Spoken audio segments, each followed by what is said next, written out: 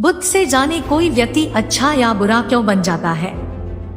एक नगर में एक बहुत बड़ा शातिर चोर रहा करता था और उस चोर के बारे में जानते तो सब थे, पर आज तक उसे कोई पकड़ नहीं पाया था।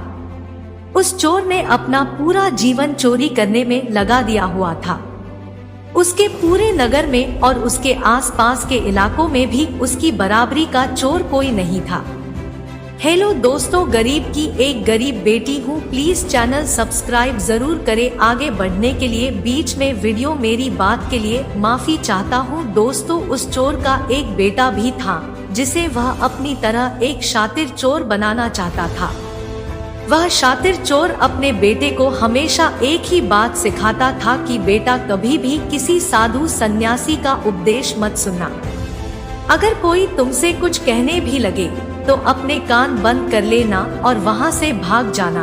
उस चोर का बेटा उसकी इस बात को बचपन से ही सुनता आ रहा था, जिसके कारण उसके मन में यह बात बैठ गई थी।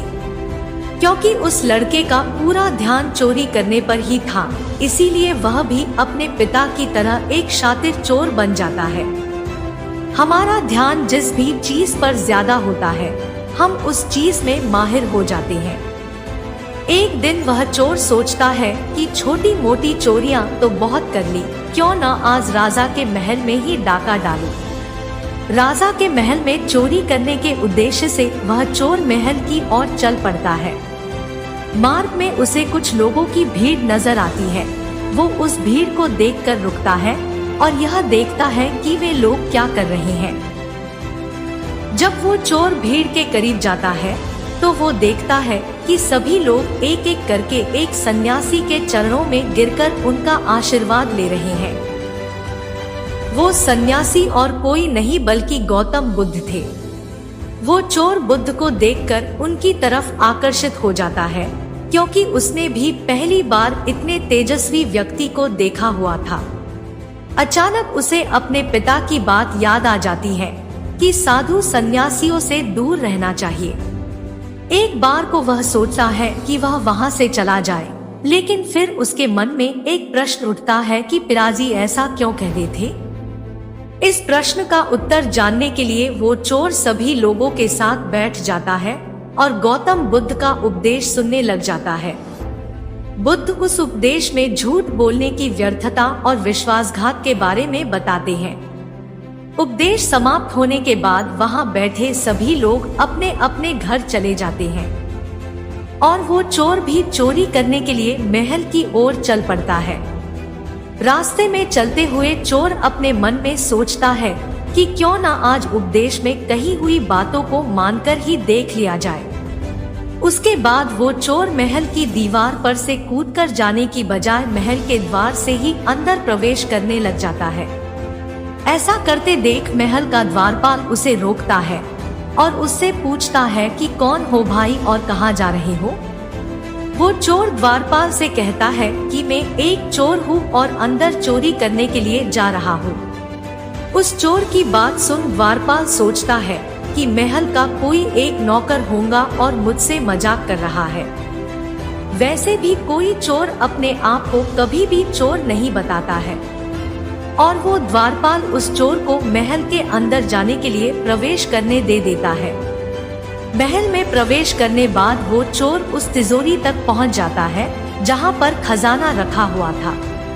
वो चोर उस तिजोरी को तोड़कर बहुत सारा धन अपनी पोटली में भर लेता है और जैसे ही धन लेकर वो चोर वहां से जाने लगता है तो उसे रसोई नजर आती है। महल के सभी लोग सो रहे थे, इसीलिए रसोई में उस समय कोई भी नहीं था और उस चोर को बहुत जोर से भूख लगी हुई थी, इसीलिए वो चोर रसोई में जाता है और पेट भर के खाना खाता है। भोजन करके वो चोर वहां से जाने लगता है। तभी अचानक उसे बुद्ध की दूसरी बात याद आ जाती है कि जिसका हमने नमक खाया है, हमें कभी भी उसके साथ विश्वासघात नहीं करना चाहिए। वो चोर मन ही मन सोचता है कि मैंने इन राजमहल वालों का नमक खाया हुआ है और अगर मैं इनके धन को चोरी करके ले जाऊंगा तो यह विश्वासघात होगा। इसीलिए वह चोर उस धन को रसोई में ही छोड़कर जाने लग जाता है। ऐसा करते हुए उसे महल का एक व्यक्ति देखता है और वो शोर मचा देता है कि महल में चोर घुस गया हुआ है। राजा के सिपाही उस चोर को पकड़ लेते हैं और उसे राजा के पास ले जाते हैं। और उसके बाद राजा उस चोर से पूछता है कि जब तुमने धन को चुरा ही लिया हुआ था तो तुम उसे छोड़कर क्यों चले जा रहे थे? वो चोर कहता है कि एक सन्यासी के उपदेश के कारण। किसी के साथ विश्वासघात करना बुद्धिमता नहीं है बल्कि मूर्खता है। जिसके भोजन को खाकर हमें जीवन मिला है उसके साथ हमें कभी भी विश्वासघात नहीं करना चाहिए। उस व्यक्ति की बात सुन राजा प्रभावित हो जाता है और उस चोर से कहता है कि यदि तुम ऐसे उपदेश बचपन से ही सुनते आते तो तुम कभी भी चोर बनते ही ना होते। जाओ मैं तुम्हें छोड़ता हूँ, लेकिन एक बात को हमेशा याद रखना कि दोस्तों इस कहानी का उद्देश्य आपको सिर्फ यह सिखाना नहीं है कि आप किसी के साथ विश्वासघात ना करें या झूठ ना बोले, बल्कि ये कहानी आपको सिखाना चाहती है कि